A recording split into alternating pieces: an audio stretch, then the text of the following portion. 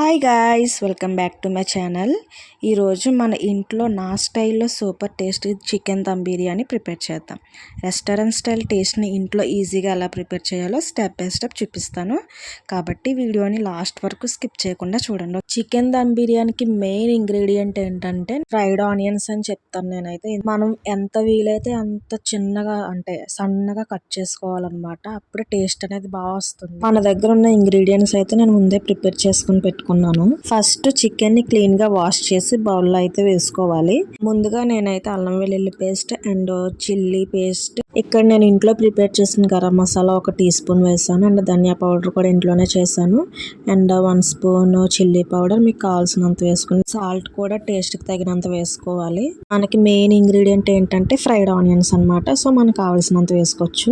చిన్నగా చాప్ చేసి పెట్టుకున్న కొరియాండర్ లీవ్స్ వేసుకుందాము. దానికి కూడా మీకు నచ్చినంత వేసుకోవచ్చు.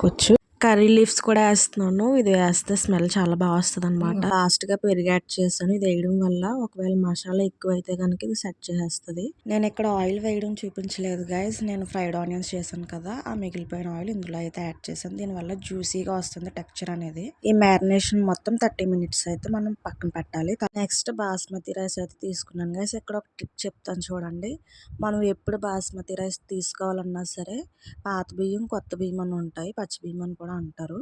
మీరు పాత బియ్యం మాత్రమే తీసుకోవాలి. ఎందుకంటే పచ్చి బియ్యం తీసుకుంటే బాగా ఓవర్ కుక్ అయిపోద్ది అనమాట. ఎందుకంటే ఎక్స్పీరియన్స్తో చెప్తాను గైస్ నేను. సో నేను పాత బియ్యం తీసుకున్నాను. అవి 1 గంట నానబెట్టాను. నానబెట్టిన రైస్లోకి అయితే నేను స్పైసెస్ అన్ని యాడ్ చేస్తాను. గీ కూడా వేసాను. దీనివల్ల పొడి పొడిగా వస్తుంది అనమాట రైస్. అండ్ ఇందులోకి లెమన్, చిల్లీ కూడా యాడ్ చేశాను. ఇందులోనే సాల్ట్ కూడా యాడ్ చేయాలి సరిపడినంత. మొత్తం చెక్ చేసుకోవాలి ఇప్పుడే మొత్తం.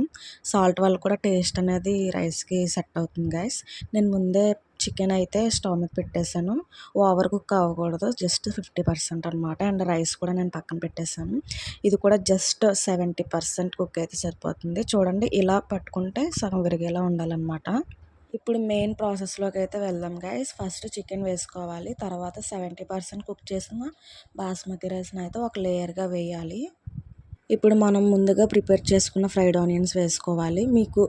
మీకు ఎంత క్వాంటిటీ నచ్చితే అంత వేసుకోవచ్చు. తర్వాత కొరియాండర్ లీవ్స్ వేసుకోవాలి. అండ్ గరం మసాలా కూడా యాడ్ చేస్తాను నేను. గరం మసాలా వేసుకోవచ్చు, ధనియా పౌడర్ కూడా వేసుకోవచ్చు.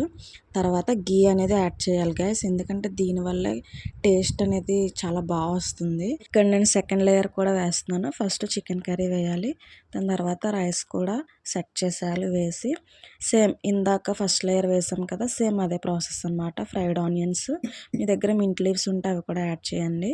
దీనివల్ల ఫ్లేవర్ అనేది చాలా బాగా వస్తుంది అనమాట. మనం రైస్ కుక్ చేసుకున్న వాటర్ ఉంటుంది కదా, అదైతే 1 గ్లాస్ అయితే నేను యాడ్ చేస్తున్నాను. దీనివల్ల కింద అనేది మాడకుండా ఉంటుంది. నేను ఎప్పుడు ఫుడ్ కలర్ అనేది యాడ్ చేయను గైస్. కర్రీలో మిగిలిపోయిన ఆయిల్ ఉంటుంది కదా, అదైతే వేస్తాను. అండ్ లాస్ట్గా గీ యాడ్ చేయాలి. అండ్ ఇది మనం 40 మినిట్స్ అయితే దమ్ పెట్టుకోవాలి. కొంతమంది 20 to 25 మినిట్స్ పెట్టుకుంటారు. నాకు 40 మినిట్స్ పట్టింది. మొత్తానికైతే మన బిర్యానీ రెడీ అయిపోయింది గైస్. చాలా సాఫ్ట్గా వచ్చింది, పొడి పొడిగా వచ్చిందనమాట. టేస్ట్ కూడా అంతే బాగుంది.